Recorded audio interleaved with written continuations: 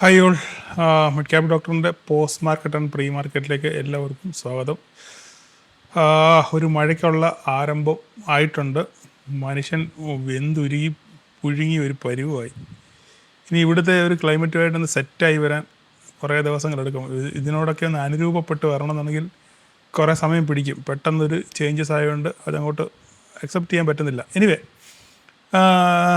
മാർക്കറ്റിലോട്ട് വന്നു കഴിഞ്ഞാൽ ഞാൻ ഇന്ന് രാവിലെ വോയിസ് ഇട്ടപ്പോഴും ഇന്നലത്തെ വീഡിയോയിലും ഞാൻ പറഞ്ഞിരുന്നു, ഇന്ന് എക്സ്പയറി ഡേ ആണ്. കഴിവതും പുതിയ ആൾക്കാർ നിങ്ങൾ മാർക്കറ്റിൽ നിന്ന് മാറി നിൽക്കുക, ഇല്ലെങ്കിൽ നെക്സ്റ്റ് എക്സ്പയറിയിൽ ട്രേഡ് ചെയ്യുക എന്ന് പറഞ്ഞു. കൃത്യമായ ഒരു സപ്പോർട്ടോ റെസിസ്റ്റൻസോ എത്തുമ്പോൾ മാത്രമേ ട്രേഡ് ചെയ്യാവൂ. നമ്മൾ കൃത്യമായിട്ട് പറഞ്ഞിരുന്നു. 24,000 അല്ലെ 24,100 നമ്മുടെ ബോക്സിൻ്റെ ബോട്ടം, ഈ വക സ്ഥലങ്ങളൊക്കെ നമ്മൾ പറഞ്ഞിരുന്നു അല്ലേ. ആ ഏരിയയിലെത്തുമ്പോൾ മാത്രമേ നമ്മളൊരു ട്രേഡ് എടുക്കാവൂ.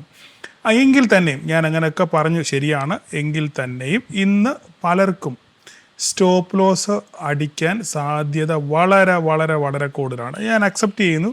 നിങ്ങൾ ട്രേഡ് എടുത്തിട്ടുണ്ടെന്ന് നിങ്ങൾ ഒരു പക്ഷെങ്കിൽ ഇപ്പം നിങ്ങൾക്ക് ഒരു ഓപ്പർച്യൂണിറ്റി ഇവിടെ നിന്നൊന്നും ആരും എടുത്തിട്ടുണ്ടെന്ന് എനിക്കറിയത്തില്ല. പക്ഷേ ഇത് എൻ്റെ കണ്ണിന് മുന്നിൽ ഞാൻ കണ്ടതാണ്. കൃത്യമായിട്ട് മാർക്കറ്റ് ഇവിടെ വരുന്നു, വന്നിട്ട് തിരിച്ചു പോകുന്നതൊക്കെ നമ്മുടെ കണ്ണിന് കണ്ടതാണ്. പക്ഷേ ഇതൊക്കെ ഒരു ബിഗിനറിനൊന്നും ഒരിക്കലും എടുക്കാൻ പറ്റത്തില്ല. വളരെ എക്സ്പീരിയൻസ്ഡ് ആയിട്ടുള്ള ഒരു ട്രേഡറിനൊക്കെ ഒരു പക്ഷേ ഇവിടെ ഫ്ലാഷായിട്ട് ട്രേഡ് എടുക്കാൻ പറ്റിയേക്കും. പക്ഷേ ഞാനതൊന്നും എന്താ പറയുക, അങ്ങനെയുള്ള കാര്യങ്ങളൊന്നും ഞാൻ പ്രോത്സാഹിപ്പിക്കുന്നില്ല.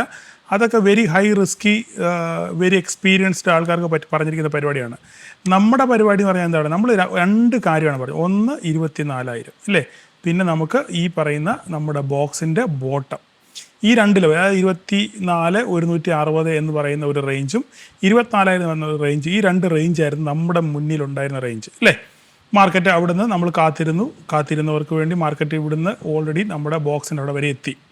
ഇവിടെ എത്തിയപ്പോൾ ഞാൻ സ്ക്രീൻഷോട്ട് ഇട്ടായിരുന്നു. ഇവിടെ എത്തിയതിന് ശേഷം ഒരു പക്ഷെങ്കിലും നിങ്ങളെ കുറ്റം പറയാൻ ഞാൻ ഗ്രൂപ്പിലും പറഞ്ഞിരുന്നു. ഒരിക്കലും നിങ്ങളെ ഞാൻ കുറ്റം പറയത്തില്ല, നിങ്ങൾ എടുത്തത് ശരി തന്നെയാണ്. പക്ഷെ ഞാൻ പറഞ്ഞല്ലോ, ഒരിക്കലും ഒരു ട്രേഡ് 100% സ്റ്റോക്ക് മാർക്കറ്റിൽ വിജയിക്കുന്ന ട്രേഡ് ഇല്ല.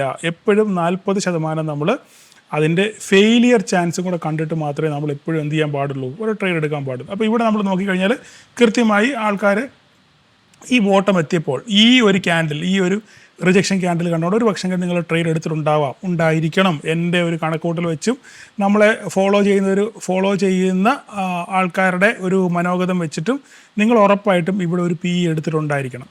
ഓക്കെ, ആ എടുത്തവരെ ആരെ ഞാൻ കുറ്റം പറയത്തില്ല, നിങ്ങൾ എടുത്തത് ശരി തന്നെയാണ് ഇല്ലേ. ഇവിടുന്ന് റിജക്ഷൻ ക്യാൻഡിൽ വന്നു, പിന്നെ ഇതിൽ എടുക്കാത്തവർ രണ്ടാമത് ഇവിടുന്ന് ചെറിയൊരു അപ്സൈഡേ ഉള്ളെങ്കിലും വലിയ രീതിയിൽ മാർക്കറ്റ് മുന്നോട്ട് പോയില്ല. ഇവിടെയും വിട്ട് അടുത്തൊരു കൺഫർമേഷൻ, ഈ ഒരു റെഡ് ക്യാൻഡിലിൽ തീർച്ചയായിട്ടും നിങ്ങളിവിടെ ട്രേഡ് എടുത്തിട്ടുണ്ടാവാം ഇല്ലേ. അപ്പോൾ നമ്മൾ എവിടെയാണ് നമ്മുടെ SL വെക്കുന്നത്? ഇവിടെ നമ്മളൊരു PE എടുക്കുവാണെങ്കിൽ SL ഒരു പക്ഷെങ്കിൽ ഇതിൻ്റെ മുകളിൽ അല്ലേ, ഈ ഒരു ക്യാൻഡിലിൽ വിക്കിൻ്റെ മുകളിലോ അല്ല കുറച്ചുകൂടെ മുകളിലോട്ട് കയറ്റിയോ നമ്മളൊരു 10 പോയിൻറ്റിന് SL നമ്മൾ നെക്സ്റ്റ് എക്സ്പയറിയിൽ, കറണ്ട് എക്സ്പയറി അല്ല ഞാൻ പറയുന്നത്, നെക്സ്റ്റ് എക്സ്പയറിയിൽ 10 പോയിൻറ്റിന് നമ്മൾ SL വെച്ചിട്ടുണ്ടായിരിക്കാം. അങ്ങനെ SL വെച്ചവരുടെ SL ഇവിടെ ഫ്ലാഷായിട്ട് അടിച്ചു പോയിട്ടുണ്ട് ഇല്ലേ. ഇനിയല്ല കണ്ണുകൊണ്ടാണ് SL വെക്കുന്നതെങ്കിൽ ഒന്ന് വെയിറ്റ് ചെയ്യാം. ഈ ഒരു മാർക്കറ്റിൻ്റെ ഒരു സ്ട്രക്ചർ കണ്ടിട്ട്, മാർക്കറ്റ് മുകളിലോട്ട് പോകുന്ന സ്ട്രെങ്ത് ഇല്ല എന്ന് ഞാൻ ഗ്രൂപ്പിൽ പറഞ്ഞിരുന്നു. നമുക്ക് കണ്ടാലും അറിയാം, മാർക്കറ്റിൻ്റെ മുകളിലോട്ട് പോകുന്ന സ്ട്രെങ്ത് ഇല്ല. ഇവിടെ കിടന്ന് ആടിക്കളിച്ച് ഒരു പക്ഷേ താഴോട്ട് വരാനുള്ള സാധ്യത ഉണ്ട് എന്ന് സ്ഥിരമായിട്ട് ഫോളോ ചെയ്യുന്നവർക്ക് അറിയാം ഇല്ലേ. അങ്ങനെയുള്ളവർ ചിലപ്പോൾ ഒരു പക്ഷേ ഹോൾഡ് ചെയ്തിട്ടുണ്ടാവാം. അങ്ങനെ ഹോൾഡ് ചെയ്ത് മാർക്കറ്റ് ഒന്ന് താഴോട്ട് കുനിഞ്ഞു, അതിനുശേഷം വീണ്ടും ഒന്ന് നിവർന്നെങ്കിലും പ്രീവിയസ് ഹൈ ഇല്ലേ, ഈ പ്രീവിയസ് ഹൈ കട്ട് ചെയ്ത് മുകളിലോട്ട് പോയില്ല. അവിടെ നിന്ന് നമുക്ക് മാർക്കറ്റ് എന്ത് ചെയ്തു, ഒരു ഫോള് കിട്ടി. കൃത്യമായിട്ട് എവിടെ വന്ന് നിന്നു, എവിടെയാണോ മാർക്കറ്റ് ഓപ്പൺ ചെയ്തത് ആ ഓപ്പണിംഗ് റേഞ്ചിൽ വന്ന് നിന്നു അല്ലേ. അപ്പം ഞാൻ ഈ പ്രോഫിറ്റ് എടുത്തവരെയും ലോസ് ബുക്ക് ചെയ്തവരെയൊന്നും ഞാൻ ആരെയും ഒന്നും പറയുന്നില്ല. കാരണം പ്രോഫിറ്റ് എടുത്തവർ മിടുക്കന്മായിരുന്നു, അല്ലെങ്കിൽ ലോസ് SL അടിച്ചവർ പിന്നെ ബാഡാണെന്നൊന്നും ഞാൻ ഒരിക്കലും പറയത്തില്ല. കാരണം നിങ്ങൾ SL അടിച്ചവർ, നിങ്ങൾ മാന്യമായി SL കൊടുത്ത് ഇറങ്ങിപ്പോയിട്ടുണ്ടെങ്കിൽ നിങ്ങളാണ് മിടുക്കന്മാരെന്ന് ഞാൻ പറയത്തുള്ളൂ. വീണ്ടും രണ്ടാമത് റീഎൻട്രി എടുത്തിട്ടുണ്ടെങ്കിൽ ഓക്കെ, സമ്മതിച്ചു. ഇനി എന്തായാലും നിങ്ങൾ കമൻറ്റ് ചെയ്യുക. ഓക്കെ, നഷ്ടം സ്വാഭാവികമാണ്, നമുക്ക് മാർക്കറ്റിൽ നഷ്ടം ഉണ്ടാകും. നമ്മളെപ്പോഴും നഷ്ടത്തെ മുന്നിൽ കണ്ടുകൊണ്ടാണ് നമ്മൾ ട്രേഡ് ചെയ്യുന്നത്. പക്ഷേ നമ്മൾ അവിടെ എവിടെയാണ് വിജയിക്കേണ്ടത്? നഷ്ടത്തെ ലഘൂകരിക്കാനാണ് നമ്മൾ പഠിക്കേണ്ടത് അല്ലേ. നമുക്ക് നഷ്ടം ഉണ്ടാകും, പക്ഷേ ആ നഷ്ടത്തെ ഹാൻഡിൽ ചെയ്യാൻ, അല്ലെങ്കിൽ അതിനെ ലഘൂകരിക്കാൻ, നഷ്ടത്തിൻ്റെ തീവ്രതയെ കുറയ്ക്കാനാണ് ഞാൻ ഏറ്റവും കൂടുതൽ പഠിപ്പിക്കുന്നത്. എന്നെ ഫോളോ ചെയ്യുന്ന നിങ്ങൾക്ക് എല്ലാവർക്കും അറിയാം, നഷ്ടത്തിൻ്റെ തീവ്രതയെ നമ്മൾ എങ്ങനെയാണ് കൈകാര്യം ചെയ്യുന്നത്. SL കൊണ്ട്, അല്ലെ കൃത്യമായി മാന്യമായ നഷ്ടം കൊടുത്ത് നമ്മൾ എന്ത് ചെയ്യും, അതിനെ മാനേജ് ചെയ്യുക. അപ്പോൾ നിങ്ങളുടെ അനുഭവങ്ങൾ നിങ്ങൾ കമൻറ്റ് ചെയ്യാൻ ഉത്സാഹിക്കുക എന്ന് മാത്രമേ എനിക്ക് പറയാനുള്ളൂ. അതിനുശേഷം മാർക്കറ്റ് നേരെ താഴോട്ട് വന്നു. പിന്നെ ഇന്ന് എക്സ്പയറി ഡേ ആണ്. എക്സ്പയറി തമാക്ക ഞാൻ പറഞ്ഞ പോലെ തന്നെ കുറേ നേരം വന്ന് ആടിക്കളിച്ച് നമ്മൾ 24,000 വന്ന് ആടിക്കളിച്ച് മാർക്കറ്റ് അവിടെ ക്ലോസ് ചെയ്തു ഇല്ലേ. ക്ലോസിങ് മുകളിലാണ്, ഏകദേശം 24,000 അടുത്താണ്. 23,995 24,000 മാർക്കറ്റ് ക്ലോസ് ചെയ്തേക്കുന്നത് ഇല്ലേ. ഇതാണ് ഇന്നത്തെ ഇത് ഇത്രയും മാർക്കറ്റ് ഇവിടെ കൺസോൾട്ട് ചെയ്തപ്പോൾ തന്നെ നല്ല രീതിയിൽ പ്രീമിയം ഡി കെ ഇവിടെ വന്നിട്ടുണ്ട്. കാരണം മന്ത്ലി എക്സ്പയറി ഞാൻ പ്രത്യേകം പറഞ്ഞു, ഇന്ന് മന്ത്ലി എക്സ്പയറി ആണ്, നിങ്ങൾ സൂക്ഷിക്കണം. കാരണം പല ഹെവി വെയിറ്റേജ് സ്റ്റോക്കുകൾക്കും പൊസിഷൻസ് അഡ്ജസ്റ്റ്മെൻറ്റ്സ് നടക്കും, ഫ്യൂച്ചർ അഡ്ജസ്റ്റ്മെൻറ്റ്സ് നടക്കും. അപ്പോൾ അതുകൊണ്ട് അതിനനുസരിച്ച് മാർക്കറ്റ് അങ്ങോട്ടും ഇങ്ങോട്ടും വോളറ്റൈലാകും. അപ്പോൾ അതൊക്കെ നിങ്ങൾ സൂക്ഷിക്കണം എന്ന് ഞാൻ കൃത്യമായിട്ട് പറഞ്ഞിരുന്നു. കഴിവതും പുതിയ ആൾക്കാർ മാറി നിൽക്കാനും ഞാൻ പറഞ്ഞിരുന്നു. എനിവേ എന്തായാലും ഇതും നിങ്ങൾക്കൊരു എക്സ്പീരിയൻസ് ആണ് ഇല്ലേ. അടുത്ത പ്രാവശ്യം ഇങ്ങനെ ഒരു സംഭവം ഉണ്ടാകാതിരിക്കാൻ നിങ്ങൾ എന്ത് ചെയ്യും, നിങ്ങൾ ശ്രദ്ധിക്കും, അത്ര മാത്രമേ ഉള്ളൂ. ഇതിപ്പോൾ ഇന്ന് കൊടുത്ത SL ഒരു ട്യൂഷൻ ഫീസാണെന്ന് മാത്രം നിങ്ങൾ കരുതിയാൽ മതി അല്ലേ. അപ്പോൾ ഇനിയിപ്പോൾ നമ്മൾ ഗ്ലോബലി നോക്കുകയാണെന്നുണ്ടെങ്കിൽ ഗ്ലോബൽ ഒരു ന്യൂട്രൽ സ്റ്റേജിലാണ് പോകുന്നത്. ന്യൂട്രൽ സ്റ്റേജ്, വേറെ പ്രത്യേകിച്ച് സംഭവവാസങ്ങളൊന്നുമില്ല. ട്രംപ് പറഞ്ഞ ഒറ്റ കാര്യമേ ഉള്ളൂ, നിങ്ങൾക്ക് ഇനി എന്തെങ്കിലും ചർച്ചയ്ക്ക് താല്പര്യമാണെന്നുണ്ടെങ്കിൽ ബൈ ഫോൺ വിളിക്കുക, ഡീൽ സംസാരിക്കുക. ഓക്കെ ആണെന്നുണ്ടെങ്കിൽ ഓക്കെ, ഇല്ല എന്നുണ്ടെങ്കിൽ ആസ് ഇറ്റ് ഈസ് കണ്ടിന്യൂ, ഇപ്പോൾ എങ്ങനെയാണോ അതുപോലെ തന്നെ മുന്നോട്ട് പോകും എന്നാണ് ട്രംപ് പറഞ്ഞിരിക്കുന്നത്. അപ്പം അതിനെ ചുവട് പിടിച്ച് ഇനി എന്തൊക്കെ നടക്കും എന്നുള്ള കാര്യം നിലവിൽ ഇപ്പോൾ ഗ്ലോബലി മൊത്തത്തിൽ ന്യൂട്രലാണ്. വേറെ പ്രശ്നങ്ങളോ സംഭവവാസങ്ങളോ ഒന്നുമില്ല. റഷ്യ അത് ഇന്നലെ പറഞ്ഞ പോലെ തന്നെ റഷ്യ അതിൽ മധ്യസ്ഥത വഹിക്കാൻ താല്പര്യം പ്രകടിപ്പിച്ചിട്ടുണ്ട്. അതിനി എങ്ങനെയാണ് ഗ്ലോബലി അക്സെപ്റ്റ് ചെയ്യുകയോ ഇല്ലയോ, ഇല്ലെങ്കിൽ രണ്ട് കൂട്ടർക്കും, അതായത് അമേരിക്കയ്ക്കും ഇറാനും സമ്മതമാണ് ഈ റഷ്യ മധ്യസ്ഥം വഹിക്കുന്നതെങ്കിൽ ഓക്കെ, കാര്യങ്ങളും അങ്ങനെ തന്നെ മുന്നോട്ട് പോകും. അതിനകത്ത് ഒമാനും അതിനകത്ത് ഭാഗവാക്കാകുന്നുണ്ട്. അപ്പോൾ എന്താണ് എന്ന് ലോകം ഉറ്റുനോക്കിക്കൊണ്ടിരിക്കുകയാണ്. ഇതിൻ്റെ ഒരു ഔട്ട്കം വരുന്നത് ഇപ്പോൾ ഇതിനകത്തിൽ ഏറ്റവും കൂടുതൽ ഇറാനെ വലയ്ക്കുന്നൊരു കാര്യം എന്ന് പറഞ്ഞു കഴിഞ്ഞാൽ ഈ അമേരിക്കയുടെ ഹോർമോസിൻ്റെ ബ്ലോക്കേഡാണ്. ഇപ്പം നേരത്തെ ആരാണ് ബ്ലോക്ക് ചെയ്തത്? ഹോർമോസിനെ ബ്ലോക്ക് ചെയ്തത് ഇറാനാണ്. പക്ഷേ ഇപ്പം സംഭവിച്ചേക്കുന്നത് അമേരിക്കയാണ് അവിടെ ബ്ലോക്ക് ചെയ്തേക്കുന്നത്. അപ്പോൾ അമേരിക്ക ബ്ലോക്ക് ചെയ്യുമ്പോൾ എന്താ കുഴപ്പമെന്ന് പറഞ്ഞാൽ ഇറാനിലോട്ടുള്ള ഒരു സാധനവും അവരുടെ പോർട്ടിലെത്തത്തില്ല.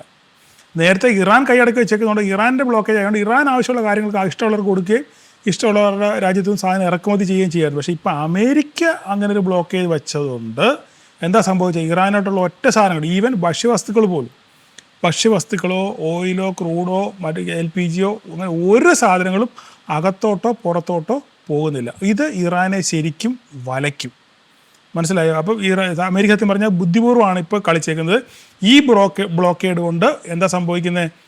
ഇറാൻ അകത്തോട്ട് യാതൊരുവിധ സാധന സാമഗ്രികളും അകത്തോട്ടും പോകത്തില്ല, ഇറാൻ്റെ ഒരു സാധനം പുറത്തോട്ടും പോകത്തില്ല. അപ്പോൾ ഇത് ഇറാനെ കുറച്ചുകൂടെ എന്താ സമവായത്തിന് വേണ്ടി അടുപ്പിക്കാൻ, അല്ലെ സമവായത്തിന് പ്രേരിപ്പിക്കാൻ ഇങ്ങനെ ഉള്ള ഒരു ബ്ലോക്കേജ് അവരെ ഉത്തേജിപ്പിക്കുമെന്നാണ് ഞാൻ വിശ്വസിക്കുന്നത്. അപ്പോൾ എനിവേ അടുത്ത ദിവസങ്ങൾ എന്താണെന്ന് കണ്ടറിയാം. അപ്പം ഇറാൻ ഓൾറെഡി അമേരിക്ക പറഞ്ഞിട്ടുണ്ട് ഇതിനകത്തൊരു തീരുമാനം ഉണ്ടാകാതെ, ഒക്കെ ഞങ്ങൾ പറയുന്ന കാര്യങ്ങളിനകത്തിൽ ഒരു തീരുമാനം ഉണ്ടാകാതെ ആ ബ്ലോക്കേഡ് മാറ്റത്തില്ല എന്ന് അമേരിക്ക കൃത്യമായിട്ട് പറഞ്ഞിട്ടുണ്ട്. അപ്പം ഗ്ലോബലി എല്ലാവരും ഇതാണ് വാച്ച് ചെയ്തുകൊണ്ടിരിക്കുന്നത്. ഇറാൻ്റെ ഭാഗത്തു നിന്ന് എന്തെങ്കിലും ഒരു അനുകൂല നിലപാടുണ്ടെന്നുണ്ടെങ്കിൽ മാർക്കറ്റ് അത് വളരെ സീരിയസ് ആയിട്ട് എടുക്കും. അങ്ങനെയാണെങ്കിൽ മാർക്കറ്റ് പറക്കാൻ സാധ്യത. അപ്പോൾ ഞാനിങ്ങനെ എപ്പോഴും പോസിറ്റീവ് കാര്യം പറയുമ്പോൾ എൻ്റെ ഇൻബോക്സിൽ വന്ന് പലരും എന്നെ എന്താ പറയുന്നത് ചോദ്യം ചെയ്യാറുണ്ട്. അല്ലെ നിങ്ങൾ എപ്പോഴും സൈഡ് മാത്രമാണോ പറയുന്നത് എന്നൊക്കെ പറഞ്ഞ് അതൊക്കെ ഞാൻ കുറേ കഴിഞ്ഞിട്ട് പറയാം. കുറേ മെസ്സേജുകൾ എനിക്ക് വരാറുണ്ട്. ഓക്കെ, അതൊന്നും ഞാൻ സീരിയസ് ആയിട്ട് എടുക്കുന്നില്ല. ഞാൻ മെസ്സേജുകളൊക്കെ കാണുന്നുണ്ട്, പക്ഷേ ഞാനിതൊന്നും റിപ്ലൈ ചെയ്യാറില്ല. ആ റിപ്ലൈ ചെയ്യേണ്ട ഒരു അവസരം വരും, അപ്പം ഞാൻ റിപ്ലൈ ചെയ്യാം. ഇപ്പോൾ തൽക്കാലം മിണ്ടാതിരിക്കാനുള്ളതാണ് ബുദ്ധി. അപ്പം ഇപ്പോഴും ഞാൻ അടിവരയിട്ട് പറയുന്നു, ഏതെങ്കിലും രീതിയിൽ മാർക്കറ്റിൽ ഒരു പോസിറ്റീവ് മൊമെൻറ്റം ഉണ്ടായാൽ മാർക്കറ്റ് പെട്ടെന്ന് തന്നെ പറന്ന് കയറും എന്നുള്ള കാര്യത്തിൽ യാതൊരു തർക്കവുമില്ല. നിങ്ങളിനി ആരൊക്കെ എന്തൊക്കെ പറയും, ഇത് എൻ്റെ മാത്രം വ്യൂ ആണ്, എൻ്റെ പേഴ്സണൽ വ്യൂ ആണ്. ഒരുപക്ഷെ തെറ്റിപ്പോവാം. കാരണം സ്റ്റോക്ക് മാർക്കറ്റിൽ ആരും ദൈവമല്ല, ആർക്കും 100% പ്രഡിക്റ്റ് ചെയ്യാൻ പറ്റത്തില്ല. പക്ഷേ എൻ്റെ ഒരു ലളിതമായ, എൻ്റെ വളരെ എന്താ പറയുന്നത് എളിയ ബുദ്ധിയിൽ തോന്നുന്ന ഒരു കാര്യം എന്ന് പറഞ്ഞാൽ ഏതെങ്കിലും രീതിയിൽ ഒരു പോസിറ്റീവ് മൊമെൻ്റ് ഉണ്ടാവുകയാണെന്നുണ്ടെങ്കിൽ ഇന്ത്യൻ മാർക്കറ്റ് ഇവിടുന്ന് പറന്ന് കയറാനുള്ള സാധ്യത വളരെ കൂടുതലാണ്. ഇന്നലെ കഴിഞ്ഞ ദിവസം നമ്മൾ കണ്ടില്ലേ, റിലയൻസിൻ്റെ എല്ലാം നെഗറ്റീവാണ്. എല്ലാം നെഗറ്റീവ് ആണെങ്കിൽ തന്നെ എന്താ സംഭവിച്ചേ? മാർക്കറ്റ് ഇവിടുന്ന് പറന്ന് കയറി. റിലയൻസ് പോസിറ്റീവായിട്ടാണ് ക്ലോസ് ചെയ്തത് ഇല്ലേ. ഇതുപോലെ തന്നെ ഇന്നലെ പേടിഎമ്മിൻ്റെ കാര്യം എടുത്ത്, പേടിഎമ്മിൻ്റെ ബാങ്കിങ് ലൈസൻസ് RBI ക്യാൻസൽ ചെയ്തു. ഇന്നത്തെ കാര്യം ഞാൻ നോക്കിയില്ല. പേടിഎം ലൈസൻസ് RBI ഇന്നലെ ക്യാൻസൽ ചെയ്തു. അപ്പോൾ ഇന്നലെ ഗ്ലോബലി മൊത്തത്തിൽ മാർക്കറ്റ് പൊട്ടിത്തകരും, പേടിഎം പൊട്ടിത്തകർന്ന് തരിപ്പണമാകും എന്ന് വെല്ലുവിളിച്ച ധാരാളം ആൾക്കാരുണ്ട്. പക്ഷേ ഇന്നലെ എന്താ സംഭവിച്ചത് നിങ്ങൾ കണ്ടായിരുന്നു? പേടിഎമ്മിനകത്തിൽ ഒന്നും സംഭവിച്ചില്ല. ഒരു ഓപ്പണിങ്ങിൽ ഒരു ഗ്യാപ് ഡൗൺ വന്നെങ്കിലും ആ ഗ്യാപ് ഡൗണിനേക്കാൾ കൂടുതൽ മാർക്കറ്റ് പോസിറ്റീവായിട്ടാണ് പേടിഎം ക്ലോസ് ചെയ്തത്. മനസ്സിലായില്ലേ? അപ്പം ഇതാണ് മാർക്കറ്റ്. നമ്മൾ വളരെ നെഗറ്റീവ് എന്ന് കരുതുന്ന പല സംഗതികളും അവസാനം എന്ത് ചെയ്യും? ചിലപ്പോൾ മാർക്കറ്റ് അത് പോസിറ്റീവായിട്ട് എടുക്കും. ഇന്നിപ്പോൾ പേടിഎമ്മിൻ്റെ കഥ ഞാൻ പറഞ്ഞാണെങ്കിൽ പേടിഎമ്മിൽ നോക്കിക്കേ. ഇന്ന് നമ്മൾ നോക്കി ഇന്നലത്തെ കഥ നോക്കി. ഇന്നലെ വലിയൊരു ഗ്യാപ് ഡൗണിലാണ് മാർക്കറ്റ് ഇന്നലെ നോക്കിക്കേ. കണ്ടോ, പേടിഎമ്മിൻ്റെ ബാങ്കിങ് ലൈസൻസ് ക്യാൻസൽ ചെയ്യുമെന്ന് പറഞ്ഞ് ഇന്നലത്തെയാണിത്. ഇന്നലെ വലിയ ഹ്യൂജ് ഗ്യാപ് ഡൗൺ 1150 നിന്ന് ഏകദേശം 100 പോയിൻറ്റിൻ്റെ ഗ്യാപ് ഡൗണിലാണ് ഏകദേശം പേടിഎം ഓപ്പൺ ചെയ്തു. അതിനുശേഷം മാർക്കറ്റ് എന്ത് ചെയ്തു? എത്രയാണ് ഗ്യാപ് ഡൗൺ ഓപ്പൺ ചെയ്ത് അത് മുഴുവൻ റിക്കവർ ചെയ്തു ഇല്ലേ? ഇന്നും വെറും 2 പോയിൻ്റാണ് 3 പോയിൻ്റാണ് ഇന്ന് പേടിഎം എന്ത് ചെയ്തത്? ഇത്രയും നെഗറ്റീവ്സ് ഉണ്ടായിട്ടും 3 പോയിൻ്റാണ് ഇന്ന് പേടിഎം വീണത്. അപ്പം ഇതാണ് നമ്മൾ കാണുന്ന കാഴ്ചകൾക്കപ്പുറത്തായിരിക്കും മാർക്കറ്റിൻ്റെ വീക്ഷണം. ഓക്കെ, അപ്പോൾ അതുകൊണ്ട് നമ്മൾ ഒരിക്കലും ഒരു കാര്യത്തിൽ അന്ധമായിട്ട് വിശ്വസിക്കാൻ പാടില്ല. ഇതൊക്കെ മാർക്കറ്റ് നമുക്ക് നൽകുന്ന പാടാണ്. ഞാൻ ഇപ്പോൾ 2 ഉദാഹരണം പറഞ്ഞു. ഒന്ന് റിലയൻസിൻ്റെ ഉദാഹരണം പറഞ്ഞു. അവരുടെ റിസൾട്ടുകൾ മുഴുവൻ മോശമായിരുന്നു, എന്നിട്ടും അത് തിരിച്ച് കയറി ഇല്ലേ? മാർക്കറ്റ് പോസിറ്റീവായിട്ടാണ് അതിനെ എടുത്തത്. ഇതുപോലെ തന്നെ പേടിഎമ്മിൻ്റെ കാര്യം എടുത്തു കഴിഞ്ഞാലും വളരെ നെഗറ്റീവാണ്. റീറ്റെയിലേഴ്സിൻ്റെ ഭാഗത്ത് ചിന്തിക്കുകയാണെന്നുണ്ടെങ്കിൽ മൊത്തത്തിൽ താഴ്പോണ്ടാണ്. മൊത്തം പൊട്ടി തകരേണ്ട സ്ഥാനത്ത് എന്താ സംഭവിച്ചത്? പേടിഎം വീണതുപോലെ തന്നെ തിരിച്ച് കയറി അതേ രീതിയിൽ എങ്ങനെയാണ് മുന്നേ നിന്നിരുന്നത് അതേ രീതിയിൽ തന്നെയാണ് ഇപ്പോഴും പേടിഎം നിൽക്കുന്നത്. അപ്പം ഇതൊക്കെയാണ് മാർക്കറ്റിൻ്റെ കളികൾ എന്ന് പറയുന്നത്. മാർക്കറ്റിൻ്റെ കാണാപ്പുറങ്ങൾ ഇതൊക്കെയാണ്. അപ്പോൾ നമ്മൾ ചിന്തിക്കുന്ന രീതിയോ നമ്മൾ വീക്ഷിക്കുന്ന വ്യൂകളോ ആയിരിക്കത്തില്ല ഒരു പക്ഷേ മാർക്കറ്റിലെ വലിയ ജയൻസുകൾ ചിന്തിക്കുന്നത്. ഓക്കെ, അപ്പോൾ അതുകൊണ്ട് അതിനകത്തിലൊന്നും പെട്ടുപോകാതെ നമ്മൾ കൂടുതലും എന്താ പറയുക മുൻവിധികളോടുകൂടെ മാർക്കറ്റിനെ നമ്മൾ സമീപിക്കാൻ പാടില്ല. ഓക്കെ, ഞാൻ ഇങ്ങനെ വിചാരിച്ചെന്നാൽ ഇങ്ങനെ തന്നെ മാർക്കറ്റ് വരും എന്നുള്ള മുൻവിധികൾ ഒരിക്കലും മാർക്കറ്റിൽ പാടില്ല. നിങ്ങൾ അത് എപ്പോഴും ചിന്തിച്ചോണം.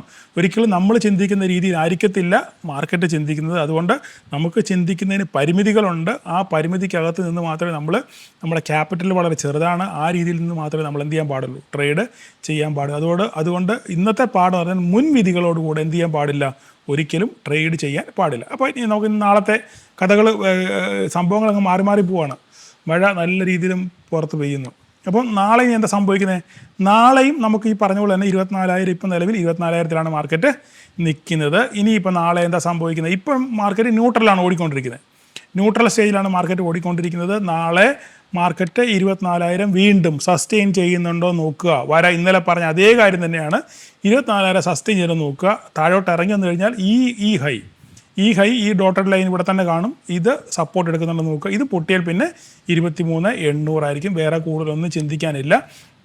ബാങ്ക് നിഫ്റ്റിയൊക്കെ 800 പോയിൻ്റ് ഇന്ന് ബാങ്ക് നിഫ്റ്റി 800 പോയിൻ്റ് ഇന്ന് ബാങ്ക് നിഫ്റ്റി പൊട്ടിയിട്ടുണ്ട്. കൃത്യമായിട്ട് നമ്മുടെ സപ്പോർട്ടിലാണ് നിൽക്കുന്നത്. നോക്കിക്കേ, 55,260 കൃത്യമായിട്ട് നമ്മുടെ സപ്പോർട്ട് വന്നാണ് ബാങ്ക് നിഫ്റ്റി നിൽക്കുന്നത്. അപ്പം ബാങ്ക് നിഫ്റ്റി ഇവിടുന്ന് സപ്പോർട്ട് എടുക്കുന്നുണ്ടോ നോക്കുക. സപ്പോർട്ട് എടുത്ത് നിലനിർത്തി കഴിഞ്ഞാൽ വീണ്ടും നമുക്ക് 56,000 കാണാൻ പറ്റും. ഇല്ലെങ്കിൽ ഈ 54,750 പൊട്ടിക്കഴിഞ്ഞാൽ പിന്നെയും ബാങ്ക് നിഫ്റ്റിയിൽ ഒരു നെഗറ്റീവിസം കാണാനുള്ള സാധ്യത വളരെ കൂടുതലാണ്. മിഡ് ക്യാപ്പ് മാത്രമാണെന്ന് പച്ച പിടിച്ച് നിൽക്കുന്നത്. മിഡ് ക്യാപ്പ് ഇപ്പോഴും നമ്മുടെ വരയിൽ തട്ടി ഇങ്ങനെ കറങ്ങി അടിച്ച് നിൽക്കുകയാണ്. ഒരു പക്ഷെങ്കിൽ ഒരു പോസിറ്റീവ് മൊമെൻ്റ് ഉണ്ടെങ്കിൽ 14,118 കാണാനുള്ള സാധ്യതയുണ്ട്. ഇല്ലെങ്കിൽ വീണ്ടും തിരിച്ച് 13,678 വരാനുള്ള സാധ്യത വളരെ കൂടുതലാണ്. നിഫ്റ്റിയുടെ കാര്യം ഞാൻ ഒന്നുകൂടെ പറയാം, ഓടിച്ച് പറഞ്ഞുകൊണ്ടാണ് പറഞ്ഞത്. നമുക്ക് വീണ്ടും ഈ ബോക്സ് നമുക്ക് ഇങ്ങോട്ടൊന്ന് എക്സ്റ്റെൻഡ് ചെയ്യാം. അപ്പോൾ നാളെ നിങ്ങൾ 24,000 നോക്കുക. 24,000 സപ്പോർട്ട് എടുത്ത് അവിടെ സസ്റ്റെയിൻ ചെയ്യുന്നുണ്ടെന്നുണ്ടെങ്കിൽ വീണ്ടും നമുക്ക് 24,100 ഈ ബോട്ടം ഈ ബോക്സിൻ്റെ ബോട്ടം നമുക്ക് കാണേണ്ടി വരും. ഈ ഹൈ ആയിരിക്കും അടുത്ത റെസിസ്റ്റൻസ് ആയിട്ട് ആക്ട് ചെയ്യാനുള്ള സാധ്യത. തിരിച്ച് താഴോട്ട് പോയി കഴിഞ്ഞാൽ ഈ സപ്പോർട്ടായിരിക്കും നമുക്കുള്ളത് 23,930. അത് പൊട്ടിയാൽ പിന്നെ 23,800. അപ്പോൾ ഇത്രയൊക്കെയാണ് നാളത്തേക്കുള്ള ലെവലുകൾ. അപ്പോൾ ഞാൻ പറഞ്ഞല്ലോ, സൂക്ഷിച്ച് കണ്ട് ട്രേഡ് ചെയ്യുക. കൃത്യമായി എൻട്രി പോയിന്റുകൾ എത്തുമ്പോൾ മാത്രം നിങ്ങൾ ട്രേഡ് ചെയ്യാനൊക്കെ ശ്രമിക്കുക. അപ്പോൾ നാളെ എല്ലാവർക്കും ഒരു പ്രോഫിറ്റബിൾ ഡേ ആശംസിക്കുന്നു. Thank you all.